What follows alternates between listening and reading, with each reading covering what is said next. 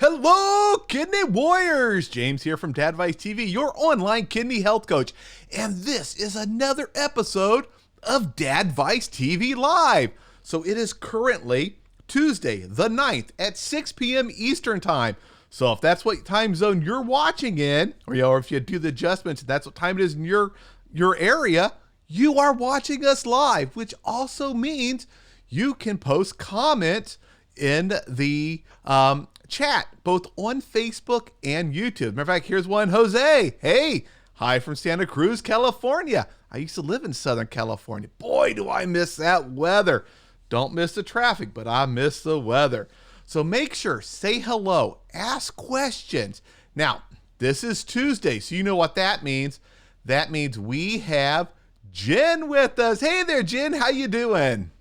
Hey, James, I am doing so great. It's great to be back on here. I'm so excited to be jumping into what we're going to be talking about today.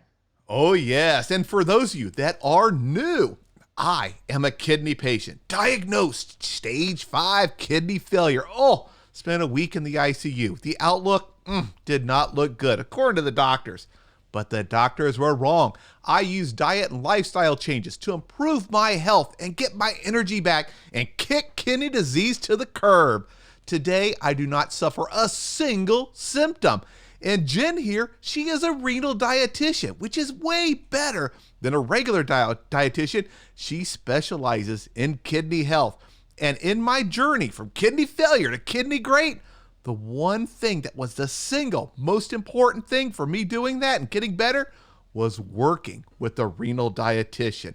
There is so much power in nutrition. Now, if you guys have not joined the Facebook group, boom, right there it is on the screen, that Jen runs. This is an awesome Facebook group. Not only does she put all sorts of great helpful information, but also she's in there doing cooking videos, which I know you guys are all always asking me to do. The only thing I cook, Jen knows it, stir fry. I got to learn how to cook. But she's on there doing all sorts of things, great information, and it costs absolutely nothing. So do yourself a favor. Go on over to Facebook and join the Plant Powered Kidneys Facebook group. And while you're there, if you haven't joined the Dadvice TV one, go ahead and join that one too. Awesome. As you know, so we're going to get into our topic, but if you want to learn more about Jen, or you'd like to work with Jen, you're like, holy cow, this is just what I need. Here's Jen's website, jenhernandezrd.com. And not only is this how you get a hold of Jen, but she's got a blog with all sorts of great information. As a matter of fact, all the past videos that we've done, as soon as we're done chatting here, boom, she's posting a blog with all sorts of information, more links, downloadable stuff, guides, helpful stuff. Oh, it is a treasure trove of information. So let's jump right on in. What is diabetes? So diabetes is essentially an issue where the body is not able to use carbohydrates or sugar in an effective manner, and it collects in the bloodstream. There are several kinds of diabetes. I'm going to address the two most common kind. The first one is type 2 diabetes. Now, in this kind of diabetes, this is when you are maybe having higher blood sugars, and this is because your body isn't able to pull in the carbohydrates, the sugars, into the cell to be used as energy, not effectively. This happens because the hormone insulin, many people are familiar with insulin, is not being utilized very well. So the way I like to explain it to people is think of an apartment building or an apartment complex, and you have a doorman there at the building. So you have people walking down the street back and forth. Some want to get into the building, and it's the doorman's job to let those people in to the building. And they'll be acknowledging, you start to become familiar with the people who are there, so they'll know who to bring in and who to let out. So with type 2 diabetes, the doorman is essentially not always on the job. And sometimes people don't even see him there because he's not being available. He's not being utilized. And this is where people aka the sugars, collect more on the outside in our bloodstream, and they're not pulled into the cell to be used as energy. So that's type 2 diabetes, that the hormone insulin isn't being utilized very well. Some people do need medications or insulin injections, insulin medication to boost that increase so that more sugars can be brought in. So bringing in a second doorman to help bring those people into the building. The other kind is type 1 diabetes. And type 1 diabetes is a very similar concept, but imagine there's no doorman at all. They just didn't hire a doorman. Type 1 diabetes is usually caught very early in life. This is something found in more pediatric and in kids because it's very obvious from a young stage that the sugars aren't being used in the body. So type 1, people need to have maybe an insulin pump, or they need to have insulin injections at every meal, every snack, because their body just doesn't have that insulin to help bring those sugars into the body, into the cell, and be used as energy. So type 2, there's a disconnect with the doorman. There's a disconnect with the insulin. Type 1, there's no doorman, there's no insulin at all. So those are the two that I really want to focus on in our conversation today. You're probably more familiar with type 2 because it's also known as adult onset diabetes, whereas type 1 I said is pediatric. Unfortunately, type 1, even though it's seen more with adults, we are starting to see it more frequently with younger children. And it's very sad to see. There's a lot of factors related to it, but dietitians do work specifically with children in pediatrics in these kind of cases as well to help children with their diet and working with the family. But type 2 diabetes can actually affect any age across the board, as we're seeing more now so than ever. Yep. And so many people in my family are affected by type 2 diabetes, and I do have some relatives with type 1.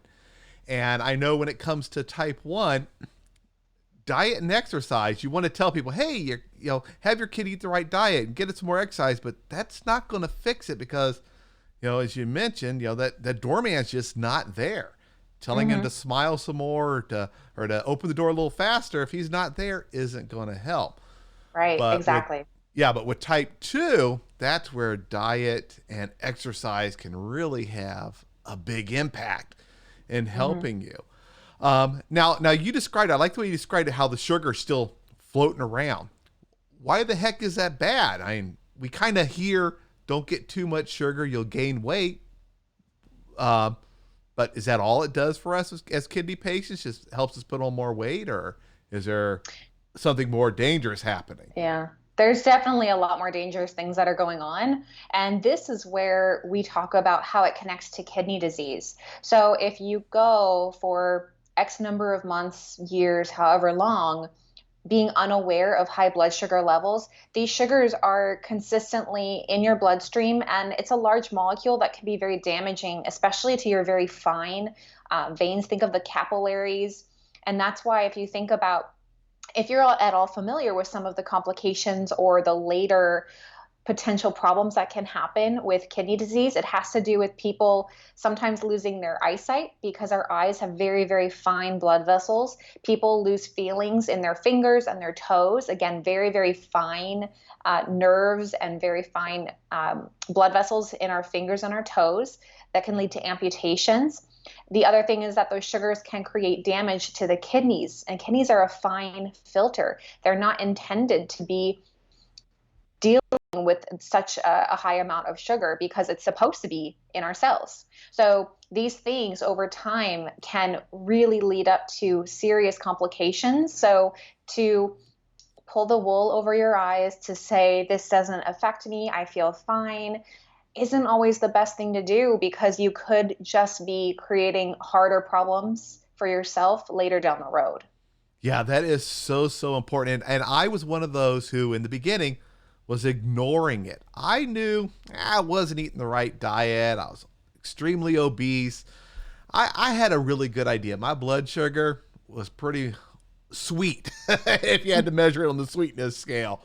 But I just didn't want to go in, didn't want to get the test, didn't want to know. I just thought, if I don't know about it, it doesn't exist. Right. But that's not how it works. No, and I understand.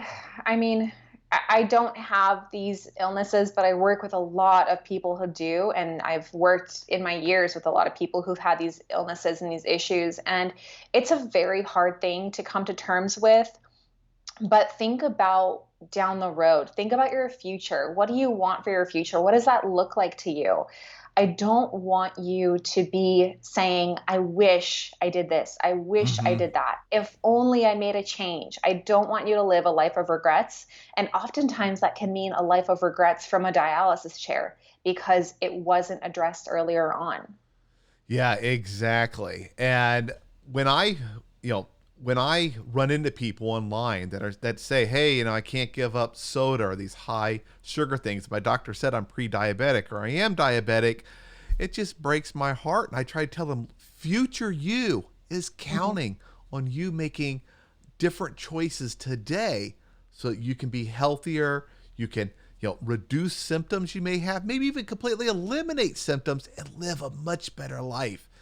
And it all kind of comes down to finding that balance between your renal diet and your diabetic diet. Mhm. And as we talked about a few weeks ago, so many people, when they first get diagnosed with kidney disease, they kind of over restrict themselves on the diet. They're just chopping everything off, cut, cut, cut, cut, cut. Then they're wondering, what the heck can I eat? Now, I haven't had to combine a renal diet and a diabetic diet, but I'm guessing, knowing how hard it was to figure out the renal diet, which in the end was so much easier when I worked with the renal dietitian, but once I figuring it out on my own, it seemed impossible. What the heck are we supposed to do if we are diabetic or pre-diabetic? We're right there on the border. We can make some changes and get back into the normal blood sugar range. What are we supposed to do, or what are how do those two diets mash up? Mhm. Yeah, that is a really great question. And I get that all the time with my clients, with people who are interested in working with me, seeing it in a ton of different areas. So there's a lot of things to address when it comes to the renal diabetic diet. And that's why it's so important to work with a dietitian because if you try to tackle all of these things right away, right up front, it's going to be so overwhelming. And it's really helpful to have somebody there who is trained and knowledgeable about a step by step process, focusing on what's the most important feature, what's the important thing to focus on first, tackle that, accomplish that, and then move on to the next part. So, in discussing a renal diabetic diet, I would say the first thing to pay attention to are your carbohydrate sources. As I said, we need carbohydrates. It is our supreme gasoline. It is what we need to do well and to feel good. The amounts can be very different person to person, but there's still a need for some healthy carbohydrates. So I would recommend taking a look at the carbs that you're eating. Are you eating simple sugars like white bread, white pasta, white rice that get digested very quickly and can increase your blood sugars quite fast? Or are you eating enough complex carbohydrates? These are whole grains, multigrains, complex things, complex carbohydrates that have nutrients like fiber and vitamins and minerals in them that actually help slow down that blood sugar rise. Because carbohydrates will raise blood sugar overall, but we just want to control how fast that happens. So, the first thing I would recommend is take a look at the carbohydrates you're eating and see if you're eating the right amount and if you're eating the right kind. And find out if you can make some swaps there because that can really make a big difference on your blood sugar control. And when I work with somebody who has kidney disease and diabetes, if the diabetes is shown to be causing problems on the kidneys, I'm going to be focusing on the diabetes with them because that is the cause of the kidney disease. So we focus on what caused the problems to the kidneys, and that will help save the kidneys. So, first things first, carbohydrates, address them, make sure you're eating the right kinds. Yeah, very good. And I don't remember if I mentioned this earlier, but high blood pressure is the number two cause of new cases Mm-hmm. of kidney disease, and the number one, diabetes. So that's why it's so important for all of us, whether we're diagnosed diabetic or not, to at least be aware of this and making sure that we're not overloading with those simple sugars, those simple carbs in our diet and going more with those complex carbs. My favorite, and I'm guessing it's a complex carb because it's got some fiber in it, is apples. Is that a complex carb? Awesome. Yes, it has fiber in it, so it makes it a little more, well, first of all, it's not processed. If you're having just an apple, exactly, there's no processing to it. So you have that fiber in there. Yep, I absolutely love apples as a snack. So those of you saying, hey, what's a good snack? There's so many different kinds of apples. They have different textures, different flavors. I like the Gala, the Fuji, the Pink Lady apples. Those are my favorite ones to eat. But occasionally I'll go with the Granny Smith, get that little tartness in there. Woo! Get me going, wake me up in the morning. But you got the skin, you got the fiber. Now, outside of carbs, I'm going to guess the next thing is probably protein, because that's another thing we got to keep an eye on. Absolutely. So protein is still something important for us. It's a macronutrient, and this is another level to the balanced eating, even with a renal diabetic diet. Now, you probably will have different protein needs based on your situation with your kidney disease. Some evidence is showing, and I use this with my clients, that a more restricted protein diet, especially as the function is lower, can be helpful in preserving your kidney function. But I will say, and I really, really want to emphasize this, if you're going underneath the recommended protein amount per day, which the standard amount of protein per day is 0.8 grams per kilogram of your body weight. That is the standard recommendation. If you were to start cutting down and going below that, it can be helpful for your kidneys, but it really needs to be done with a dietitian, because if you do it on your own, you can put yourself at risk for malnutrition, which can lead to a whole other slew of problems and can aggravate any complications, which in turn could still be harmful to your kidneys. So anytime you go outside of standard recommendations, you really, really need to work with a dietitian. Yeah, and that malnutrition is a really important point right there, because I see so many people, they kind of feel, or I believe their approach is that they can starve themselves healthy by cutting out so much. And everybody out there, too little can be just as bad as too much. So, you got to work with your renal dietitian, find that right Goldilocks zone. There's a certain amount you got to get, and there's a certain amount you don't want to get more of. Find that little zone and stick in it. And then it makes it so much easier to find the foods that work for you and that fit your diet and keep you healthy. All right. Yeah, that's a great point. Yeah. I need to take care of a couple of the comments right here, so I'm going to ask you a question that someone asked so that I can jump in here. Someone asked, and this is a great question, they said, I thought fibers are hard on the kidneys. I'm so sorry you heard that. I would be curious to find out where you found that information, who told you, and really, I always, as I encourage you and all of my clients and everybody, anytime you hear something like that, ask them why. Because I don't know why. I don't know why that would be the case. Fiber is very, very helpful for blood sugar control, and it is a great piece of the diet that can also help with your blood pressure control. So, and your healthy bowel movements, having a healthy gut, all of these things are so important with kidney health. So to cut out fiber from the diet, unless it's medically appropriate, and some people do need to have a lower fiber diet.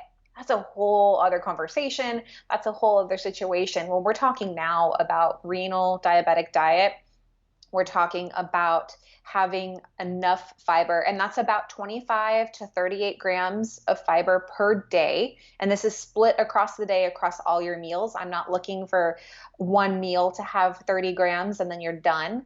It's to include fiber at all of your meals, divided across the board so that you can eat enough and feel well. So I'm very sorry that you heard that information. I can't say I have heard that before. I don't know. I mean, James, have you ever heard that? Oh, no. As a matter of fact, my doctor is the exact opposite. He says, fiber is your friend. Yeah. And for each of us, we have a different amount of fiber that we need. And when I was pre-diabetic, he's like, look, you got to eat a lot of fiber. I want you to spread it out through the day. Just like you said, don't be getting it all at once. And it helps in so many other ways. It's that roughage that pretty much just goes through your system. It doesn't get absorbed and go into the bloodstream and do stuff. And another way to think of it too, if it's okay that I yeah, because then I can type in some more stuff. So the way that fiber helps with blood sugar control, and this is another kind of metaphor that I use for clients and for other people when I talk about this, but think of freeway traffic. Now, if you have one car going down that freeway, he can go as fast as he wants. Doesn't matter because there's no one there stopping him. But when there's more cars on the road, you have to slow down, right? When there's more traffic on the freeway, even though it's 70 miles an hour, whatever the case is, you can only go as fast as the traffic is allowing you, right? Now, fiber, so we're thinking about the digestive system, how we're absorbing everything, things that are going into our bloodstream. So putting more pieces, so fats, protein, carbohydrates, putting all these different things on the road is going to be what helps slow down the blood sugar spikes. Now, fiber is that Mack truck. Fiber is that big truck that no one wants to get around on the freeway because it slows everybody down, right? And you know what I'm talking about. All of a sudden, you all go 35 miles an hour. So fiber is that Mack truck for your digestive system that really slows everybody down. And this is what really helps in controlling blood sugar spikes, is getting that slower blood sugar rise because of the slower digestion. Yep. So what about healthy fats and the diabetic/renal diet? So healthy fats, I mean, I have to say healthy because there's healthy and unhealthy, right? There's obviously two different sides to this. So healthy fats are the fats that come from plant sources, that come from unprocessed sources. And this is another type of nutrient that's also really, really important to slow down digestion and absorption. And it helps in keeping us fuller for longer because it's a long-term energy source. So I said fiber's the Mack truck. I would say the healthy fats are like the Class C RVs. I used to be really big into camping when I was little, and I was the one who researched looking for a trailer growing up. So I know my trailers, I know my campers. So I would say the Class C RV is the healthy fat. And healthy fats come from nuts, from seeds, olive oil, avocado oil, sunflower oil. Think of a lot of the seed and plant-based oils. Yep. Those are really, really good sources, and a little goes a long way. So fats are a part of the diet. Sometimes with kidney issues, you might have a higher fat because, again, we took down some protein. So fats can be replacing some of that amount of protein that we took out. Again, this is all very dependent on you, on your diet needs, on your nutrition needs. So I can't even say X number of grams for something like that because it all depends on you. Yeah, and I absolutely love using nuts as a source of protein in my salads, in my stir fry. Gives a little crunch, and I pretty much reach for either walnuts, almonds, or pecans. Sometimes I'll go for macadamia nuts, but they're a bit expensive, especially here in the States. Oh, they're so expensive here. Oh, they are. Hey, John asked, he says, how's the weather in Hawaii? It's raining in Washington again. Oh, John, it's raining here. I mean, the rain here, I think I've mentioned it before, it kind of like flies through. I was able to walk Lucy earlier this morning and we got out there before the rain hit. And then as soon as I get back in, I hear it pitter pattering on our roof. So it's coming and going. Uh, Luckily, it just doesn't stick around, although we're officially in hurricane season. So, that's a whole other thing to Ah, be aware of. yeah. I actually never thought about that. Hurricanes over there. Um, Hmm. yeah. I used to live down in Florida and we had a few hurricanes come through. I remember those. Not fun. Yeah. No, it's a little more anxiety driving, but be prepared and, that's a big part of it. Yeah. So if I am diabetic, what food should I be limiting? So with this, I would say the number one, it almost parallels what we talked about the important things are. So the important things are carbohydrates, and I really focus on those complex carbohydrates that are whole grains and have fiber in them. So the foods that you want to avoid, at least limit, I would say are the simple carbohydrates. These are simple sugars, the ones that absorb much faster in the system because they're that little sports car that can speed Mm-hmm. around and doesn't take a lot of work to digest, so it can get put into the bloodstream really fast. So this could be white pasta, white rice, white bread, any kind of sugars and sweets, ice cream, cakes, all the good stuff. Sorry, but these things are going to have a really, really big impact. And again, it's not necessarily something you have to completely eliminate, but at least keep an eye on how much you're having and make sure it's not a big part of your diet.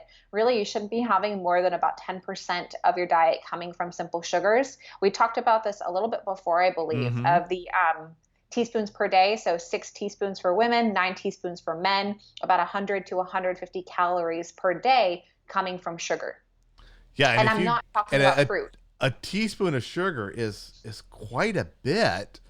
Um, and one thing, one tip I always give everybody, and remember, I'm not a dietitian.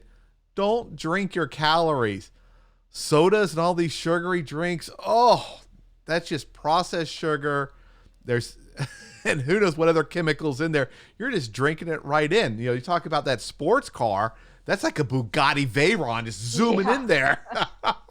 Yeah, that's so true. That is definitely one of the number one goals I would say I recommend to people. If you're drinking soda, get it out of your diet. It's not giving you anything good. I promise you. It probably feels good, but that's a different situation. That's more of a hormonal connection. That is a something else that you're associating with that soda. It itself is not doing any good for your body, not doing any good for your blood sugars, not doing any good for your kidneys. So I would say really, really work on cutting those things out because sodas, it's not doing much. All right, we got us a question right there. Are diet sodas, I'll bring it back up there on the screen, and Gatorade Zero okay? So I'm going to give my opinion, and then we'll get Yeah. the official opinion. So, Okay. so here's what I did. 'Cause people are always like, James, what did you do? I drink water. You guys know it. I always have it at arm's length. I went cold turkey on soda, on sports drinks, because they're loaded with sodium and other things. I just drink water. In here, it's not clear because there's some lemon juice. I might throw in some lime, throw in some cucumber or something. I've gotten used to where this actually almost seems like it tastes sweet if I put too much lemon in there. There's no sugar or anything like that. So my recommendation is when you're reaching for something to drink, go for good old water. And I do see one soda at a lot of the kidney walks. Oh, I forgot what it's called. It starts with an S, but it's all natural. It's pretty much carbonated water with natural flavoring. Um, and my wife loves it. I brought some cans home. She drinks it and she buys it all the time. But my advice as a kidney patient, you can live without the soda and all these extra drinks. Just go with water. So, but let's give your opinion. And I know it's not going to be, hey, drink lots of soda. What options are there maybe for someone like who's looking for, they got that craving for some soda Yeah. or some Gatorade or something. So diet sodas, there might be a place in the diet for those. I would still say it's a very once in a while thing. Some studies do show that the artificial sugars used in diet sodas can still trigger a higher desire to eat regular sugar. And this is that brain and stomach connection that you're tasting the sweetness of the diet soda. Your brain thinks it's getting sugar, it thinks it's getting carbohydrates, and it doesn't. And then it puts you in overdrive. Well, you told me I was getting sugar, so you better give me that sugar. And people have said, I mean, there's other factors too, but people have said, yeah, I actually do crave a brownie after I eat or after I drink my Diet Coke or something. And speaking of Diet Coke, diet sodas can still be super high in added phosphates, which we've talked about before, that's a very, very dangerous thing. So diet sodas can still have tons of phosphorus, which is bad for your bones and very bad for your kidneys and very bad for your heart and your brain. So there's a lot of reasons I could go on about how these things aren't good for you. There's not a lot of reasons I can give you why they'll be good. So that's kind of my situation with that. With the Gatorade, all the sports drink products, that's another thing I'm really not a huge fan of because of all the additives. They might add potassium, they might have phosphorus additives, sodium, these things that we talk about all the time in cutting back for renal diet. Why drink them? Just like James said, why would you drink that if you're going to be cutting out foods that you enjoy? So some of the alternatives I recommended are, there's a brand of water flavoring packets called True Lemon. Yeah. And I think that's a really good one. And there's no phosphorus in there. So you can add that to your water to give it some flavor. I also like good old-fashioned fruit and herbs, cucumbers, using some of these things that are fresh to infuse your water and give it more flavor. Plus, it's just a great way to make drinking look interesting and look nice. You can make a nice, pretty picture of fruit-infused water. And it's a really great way to just kind of experiment with different flavors. And the herbs are really fun to use too. Now what kind of herb? I've never done herbs. What herbs do you add to water? Okay, so mint, that's a classic. Oh. You could do mint with your lemon. That would be really good. That would actually be really good. Yeah.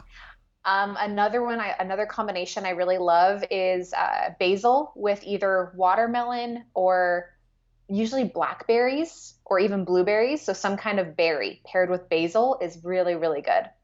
Wow. I've never thought about that. That is awesome. I use True Lemon when I'm going to work or I'm going on a trip. I take the little packets of the True Lemon. I pick them up at Walmart, everybody. By far the cheapest place I can find them, even cheaper than Amazon. I pay like $1.90 or something for 10 of them. Yeah. Number of different flavors. It's crystallized fruit, raspberry, strawberry, lemon, stuff like that. They don't add extra sugar and stuff. But wow, I never thought of herbs. I'm going to try that. It's so good. I tell you, it's addicting. And then it looks so pretty in the picture, and it's more incentivizing to stay hydrated and drink enough water for your kidneys. Yeah, and perfect time for your drinks to look good. It's summer or almost summer. Yeah, and if you're going to be cutting out something from your diet, you want to add something that looks good, and maybe you could even get some fellow friends or family members to convert and also stop drinking soda, which will be really good for their health too. Yes. Oh, I just hate drinking my calories. And I know, guys, it's hard to give up soda. So before my kidneys failed and I had no clue I had kidney problems, this is going to sound so bad, but I would sit down at a meal and I'd pretty much have a 2-liter of Dr. Pepper. Dr. Pepper was so good. And I would drink that 2-liter. I didn't add ice. I kept them in the fridge. So, because ice just took away from it. I didn't want any water in there. And all the calories, all the sugar, I'm sure it played a big role in my kidneys getting as bad as they were. And I gave it up, cold turkey. Sitting there in the ICU, I said, okay, no more soda, gone. Just like no more ibuprofen, no more of this, no more of that.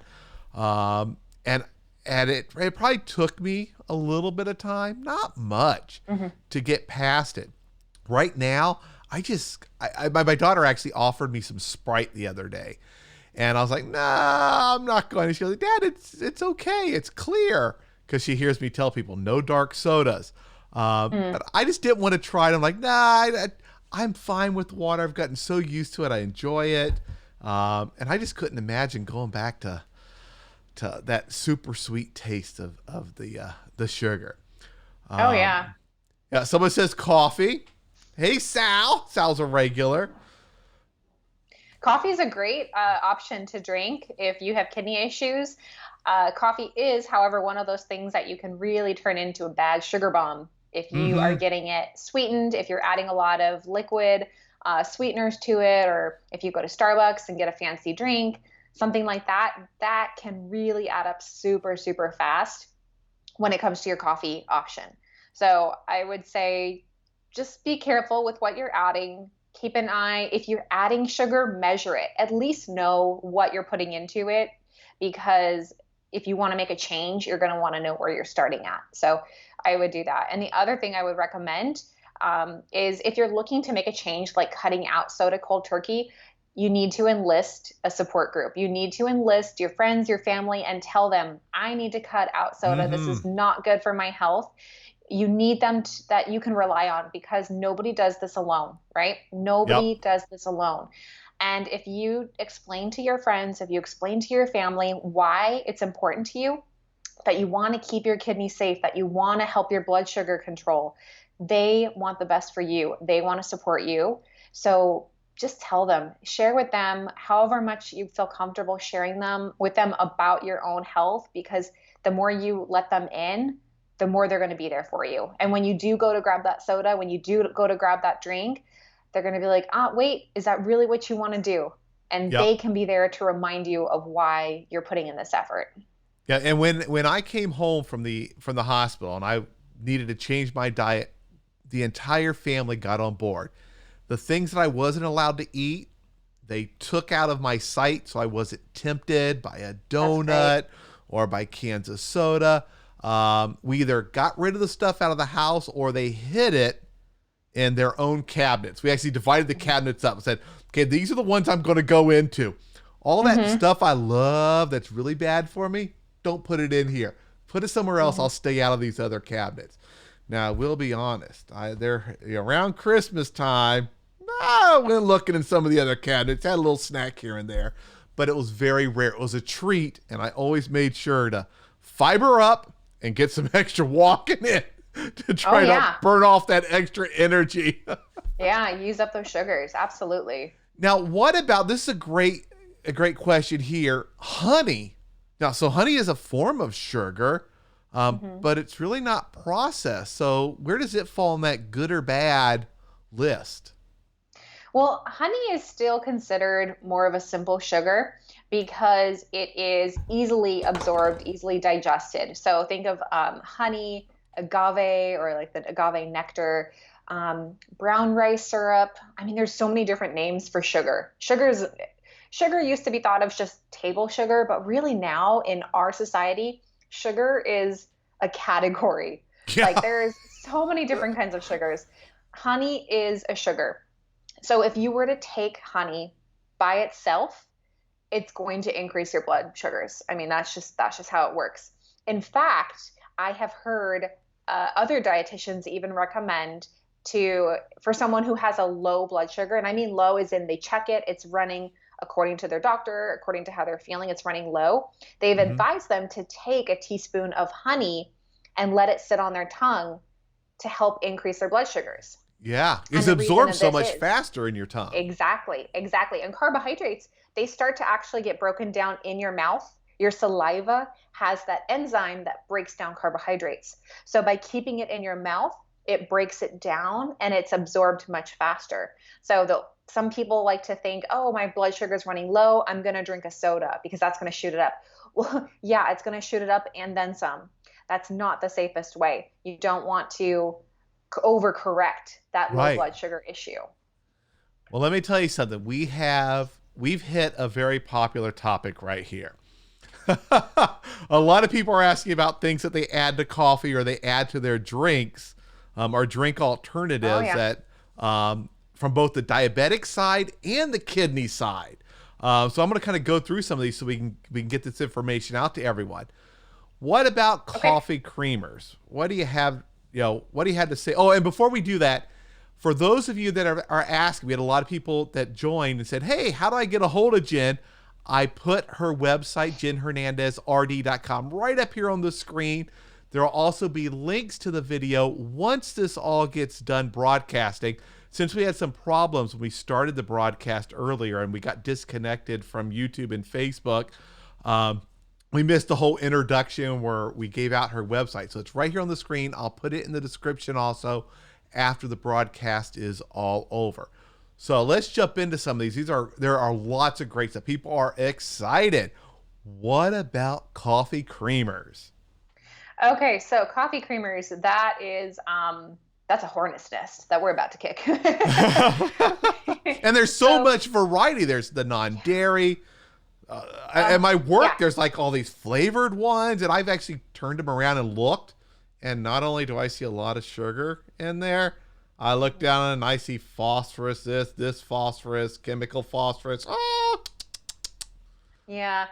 My my number one concern with them has always been the phosphate additives, those phosphorus ingredients that are added, because it's a preservative. It helps keep everything mixed as it should. It keeps it in your refrigerator or even in your shelf, in your pantry, in your cupboard longer.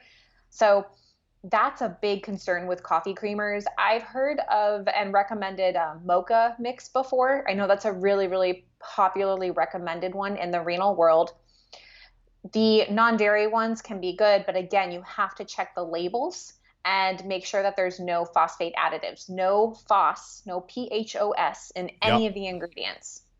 So the other thing too, and I'm going to preface this with a little story. When I was working in dialysis, and this was less than a year ago, it was at my most recent dialysis clinic. One of the dialysis nurses walked into the break room when I was, I don't know, getting my lunch or something. And she was making herself a cup of coffee. Well, she was making herself a cup of coffee creamer and adding coffee to it. So basically, she had a cup of a lot of coffee creamer and she added a little bit of coffee. Oh. Yeah, and portion is what matters here.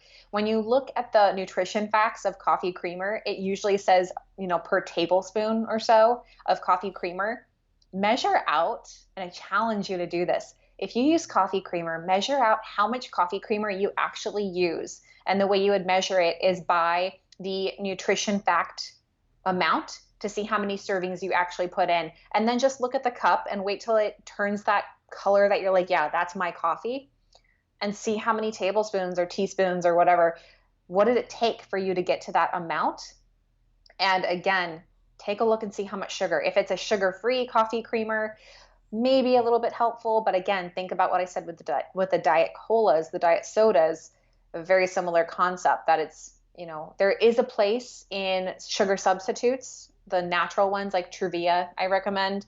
But artificial sugars, a little more dangerous. And what I always worry about with people is that they rely too heavily on artificial sweeteners or any kind of sugar substitute.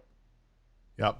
Now, so we have a lot of questions about how to sweeten coffee and sweeten tea. What's recommended if a person is diabetic? So I just want to make sure those that are listening for those answers hear what you just said. It sounds like the Truvia? Truvia, yeah, Yep. That's one that I have and I've recommended before. I think that's a good option. Yep. And that's, if I remember right, is that made from sugar? It's made from the leaf. Yeah, it's made from a leaf. Honestly, it's been so long that I've looked into it. I just got so much on autopilot with it. I was like, okay, at least this is a good option. I think I remember seeing a lot of ads. Yeah, probably. And then we also have a comment about, hey, I thought coffee was bad. And the answer really is it's portion control. There actually is data showing that a little bit of caffeine could be okay for you. Now, of course, you got to look at your blood pressure and everything else you're taking.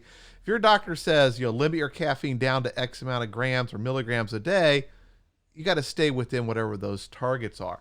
But a little bit of a tea or a little bit of coffee, most people can find a way to get it to fit into their diet.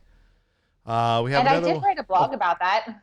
Oh, very good. Oh, about the, wait, a blog coffee. about, I'll put a link in here, but I have not read that one.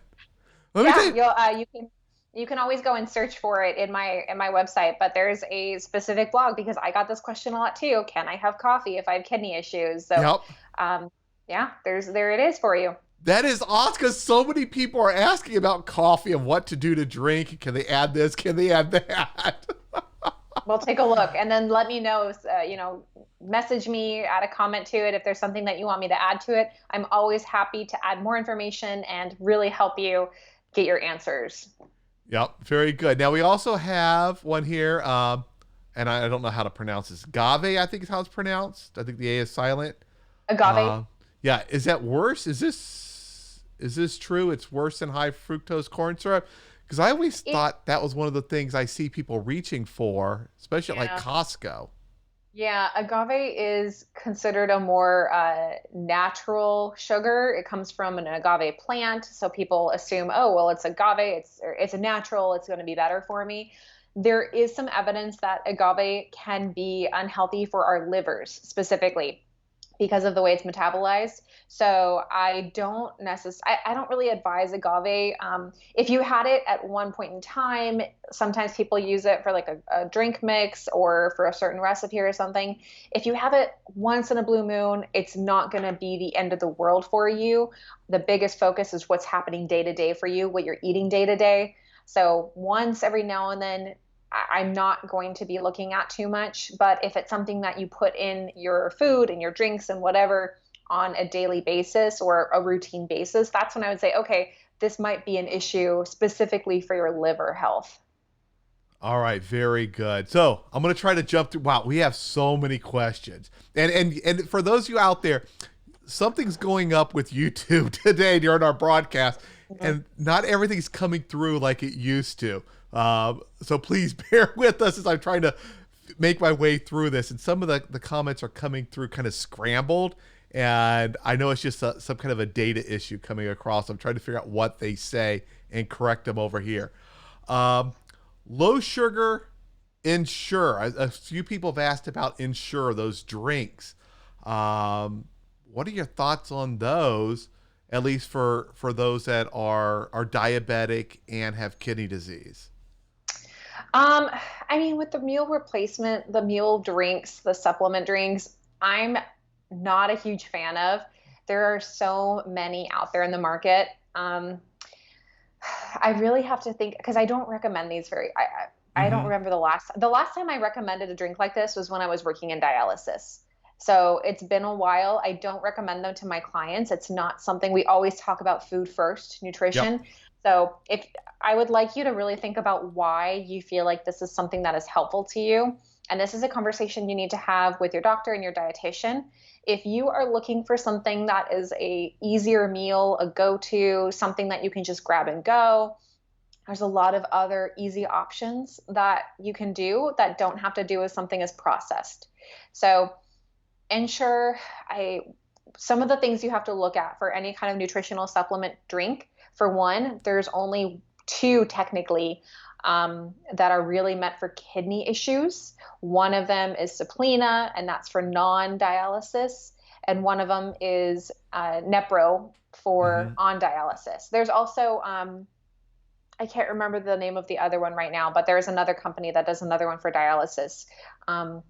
I think Abbott is the one who makes the Nephro, if I remember right. Yes. Yeah. Yes. And Nestle makes another one, and I can't remember. Novasource. Yeah. So that's another one. But again, these are like worst case scenario, really not doing well, losing a lot of protein, losing a lot of muscle, losing a lot of weight, not eating, can't eat. These are very serious situations. And I don't really like to look at those supplements as a day-to-day go-to. So think about why you are gravitating towards those, whether it's for convenience, it's for just a way for you to get more nutrition in, because it might be problematic for you if it's too much potassium. Some of them have phosphorus additives. The sodium content can be high. They're not meant for kidney issues. That's basically what I'm saying. So I would be really hesitant about those. it's a lot of money to put in something that you could probably take that money and get a lot more fruits and vegetables and whole Yeah, grains. real And food. yeah, things that'll support you in the long run. Yeah, and I just love eating. Like I'll go back to apples. Just biting into it, that kind of like snap, and you Hmm. don't crunch, you kind of bite a little and pop it off. I love Hmm. that while I'm watching a show or something like that. I don't want to just grab a little tiny can and guzzle down real quickly my entire meal, all my sugar and Right. my probably my protein for half the day, if not more of that, and all the other stuff. And kind of pretty much majority of my nutrients that I'm allowed to have, I just guzzled it down real Yeah. quick and didn't get to enjoy it. I Right. don't. And your body, your brain probably doesn't even acknowledge any kind of feeling of being full because those drinks aren't usually very adequate in fiber. Yeah. All right. We have someone asking, what is a good alternative to dairy milk? They currently use almond milk. Well, I have a blog. I Hey! do have another blog post specifically about milk, different Wow. types of milks that you can have with kidney issues. And I go through, I think, half a dozen different types, and I talk about why you want to be looking at different kinds, and I even have a comparison chart in there that shows how they look across the board. And basically, what you need to do is you need to find out what is the most important for you, what your doctor, what your dietitian has said, this is what you need to focus on. And that is how you're going to get an idea of which one is going to be the best for you. Typically, I do recommend almond milk. Cashew milk can be a great option. In fact, in that free Facebook group, I don't know, it must have been about a month or so ago now. I did a live cooking demonstration of how to make your own plant-based milk. And we did two versions. We did Whoa. I oat missed milk. that one. Maybe before you jumped in the group, James. I'm not sure, but it's still there. Anytime I do a Oh. video in the Facebook group, it's automatically saved and it's there for you to watch whenever you want.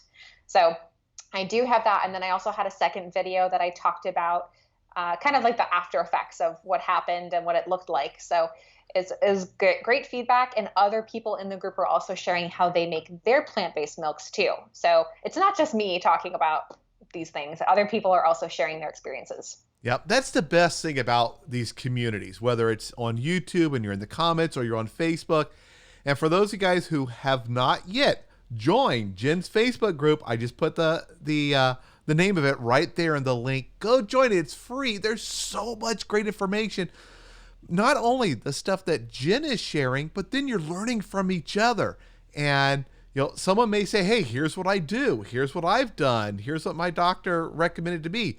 And it may not be exactly what you need to do, but it gives you some other alternatives. And it might cause you to say, "Hey, let me ask my doctor about that," or "Let me check into that." You just said a different kind of milk. Did you just say oat milk? Yeah, And someone oat actually milk. posted that, and I thought, is that a typo from YouTube? No, Chris has got it. That oat milk is great. I think it's really a good option to make at home though, because for one, I found a lot of oat milks in the store have phosphate additives. And Mm. two, it's so darn expensive, but oats are so cheap. You can get a huge container of oats from Costco or Sam's Club for pennies, and you can make a ton of oat milk and just keep that and make it week by week to keep yourself with a good amount of milk. Wow. So unsweetened oat milk, I'm guessing, is good for someone who's got diabetes or pre-diabetic. Um, does it? I've never heard about this, and I go through, or my family goes through, so much milk. Um, and it would be great to be able to make it. Does it taste similar to milk? Is it good on like cereal or things like that? Could you cook with it? You could definitely cook with it. I think it's hard to compare it to cow milk Mm-hmm. because, especially as a lot of us grew up with cow milk, there is that like mental taste profile standard of what milk tastes like there. It's like when people compare it to almond milk, cow to almond milk. Yep. It's like, no, almond milk does not taste the same.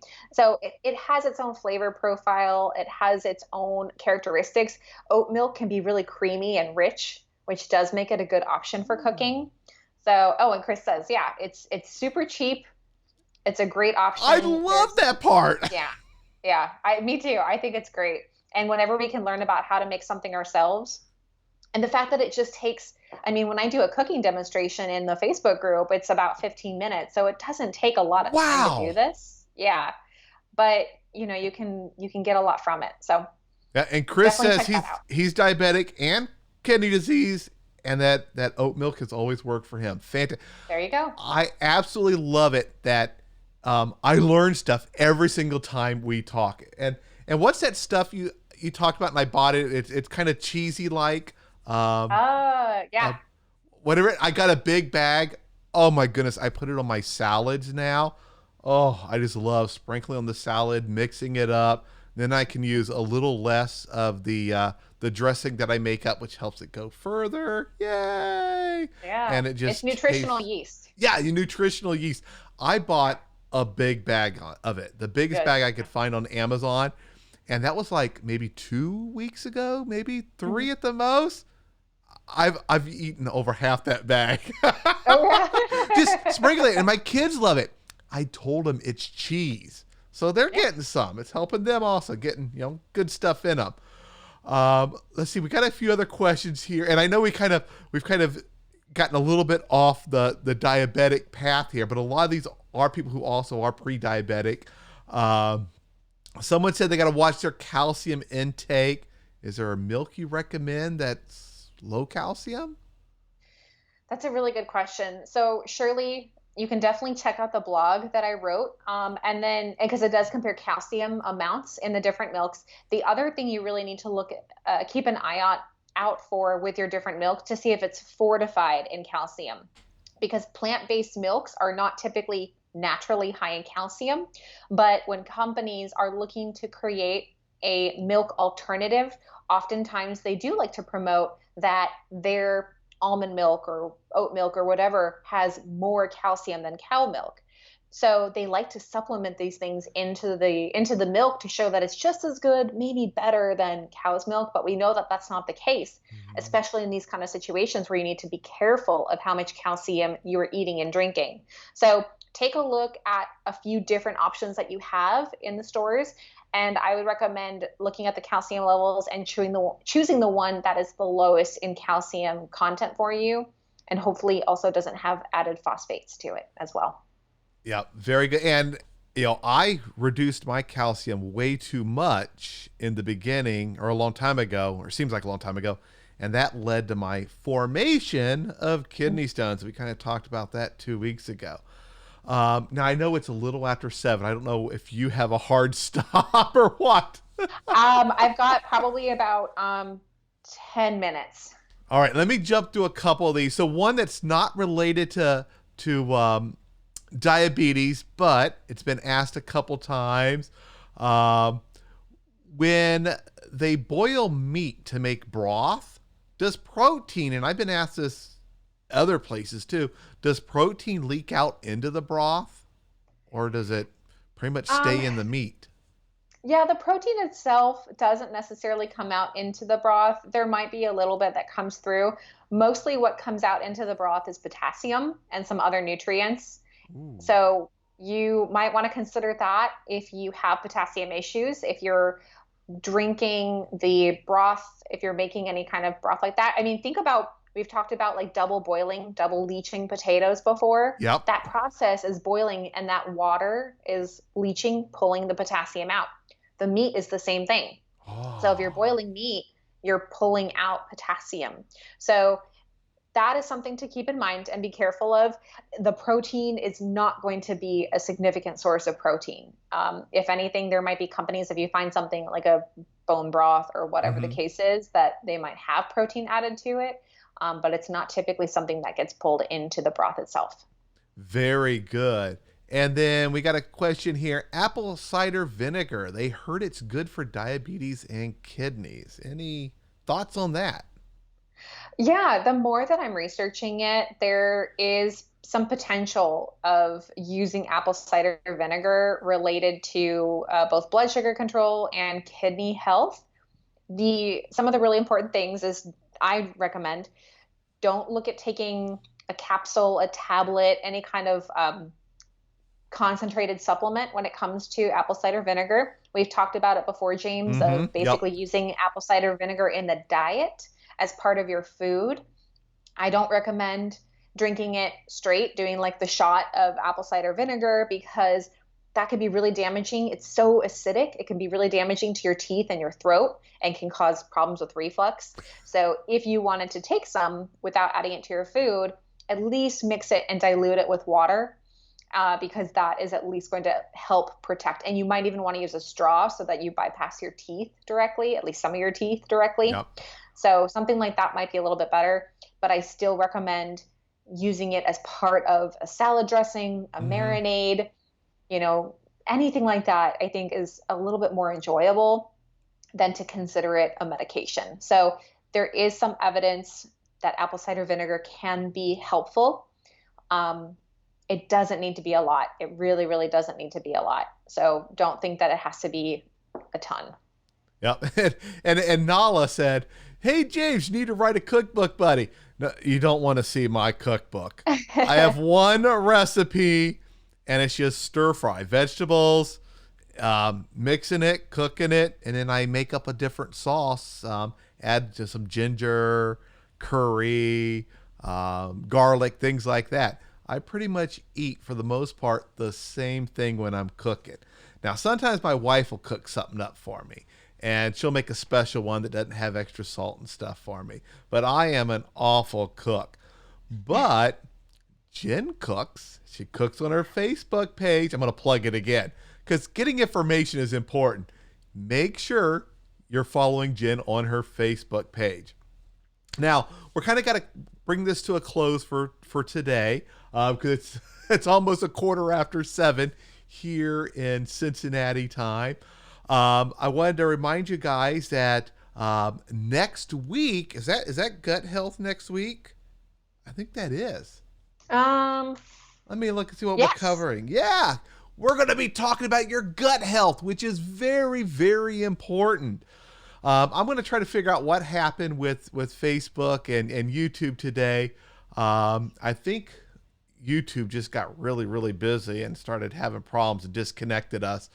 And I'll figure out what to do to prevent this from happening next time.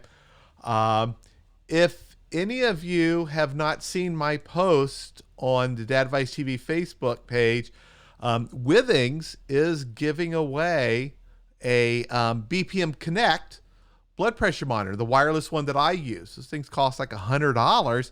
You can sign up and enter to win a random giveaway that they're doing. I have the link right there on the Dadvice TV Facebook page.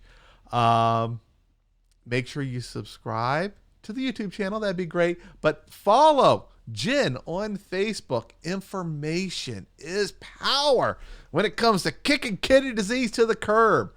And I am going to be launching at the end of this month, working with Kibo Biotech, the makers of Renal, a newsletter so people can get articles. And I have a feeling some of Jen's stuff may appear in that newsletter. It'll just be a newsletter going out once a month with some tips, some advice, and kind of some of the stuff that I'm seeing on the internet that I'm interested in. And it'll just be another way to get more information. Mm-hmm. All right, Jen, I want to thank you so much for your time today. And I am super looking forward to next week. For everyone who was watching us in the beginning and there were some problems with YouTube, I'm going to edit the video from earlier, the recording of that, with part of what we have here and re-upload everything so that there'll be a nice kind of good copy, hopefully, up there for everyone to watch in case you missed anything. And I'm sorry if I missed any of your comments. Something definitely was going on crazy with YouTube and things are coming all garbled up over here. All right. So anything you want to add before we say? I'm trying to read all the comments real quick, see if there's any more things we can answer. The only thing I would say say would be, if you're interested in getting some recipe ideas, I do have a new meal plan available on the blog that I wrote about today's topic, which is the renal diabetic diet. So you can go get that, go to the website and download it, and take a look at what that could look like for some more recipe ideas. And again, it's a sample recipe, so just to get some ideas for you, kind of see maybe outside the box. And that's what I've heard from a lot of people, is that it actually leads to them thinking, oh wow, I could actually have this, and I could eat this, and I didn't realize I could have this. So I think it could be helpful if you're interested, but you can go to my website and download that. Yep. And someone said, asked, what day and time is the gut one? It's next Tuesday, same time, 6 p.m. Eastern time. So just make the adjustments for your time zone, and we will be talking about gut health. And Chris said, hey, what's the promo code for the to order Renadil? What is your code, Jen? I don't have it off the top of my head. Or can he just go to your website and order it? Yeah, so under resources, there's a shop. There's a shop area, and that goes to all the Amazon things that I recommend. So it has to do with like anemia. We talked about the cast iron, lucky iron fish. We've talked about vitamins. So it includes a lot of those different resources. If you want to check that out, you can go through that link. Fantastic. And someone said, what is Jen's website? It's right here, jenhernandezrd.com. And I believe I have a link. Yeah, any video that you have Jen and I talking, look in the description. There is a link to her website and to her Facebook group. Make sure you guys you subscribe to that. All right. Thank you all so much for sticking with us as we work through these little glitches with YouTube. Lots of great comments. We love all the interaction with everybody. And we will see you guys in the next video next week.